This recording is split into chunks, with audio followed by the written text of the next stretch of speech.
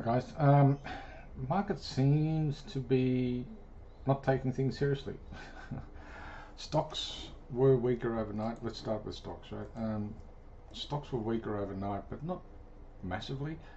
And concerningly or interestingly, whichever way you want to look at it, VIX is lower as stocks were lower. So that tells me that this, or the market, is not really taking into account this sell-off.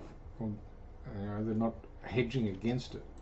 So if I were hedging against a major sell-off, then you would see VIX climbing as they take out options to protect from the downside move.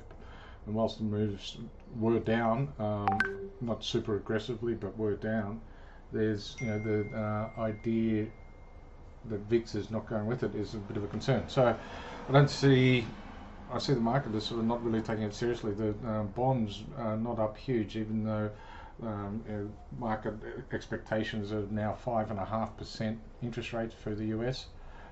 Bonds aren't really sort of following that through either. Over in commodities, a bit of a bloodbath in iron ore and coal. That's not going to support the commodity currencies very much, if at all. Gold's got a bit of a triple bottom here around the 1620 mark. Be interesting to see if it bounces off that. With the non-farm payrolls out tonight, I would hesitate in taking any new positions because that could change the picture dramatically. But the way I'm reading it at the moment is that the market isn't taking the interest rate rises any seriously, although over in the UK they are, with the pound heavily sold off the idea. They raised interest rates 75 basis points overnight, up to 3%, and said a higher for longer, and the market is not hawkish enough.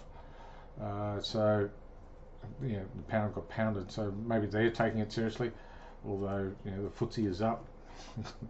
Doesn't make sense. The FTSE was stronger, so it's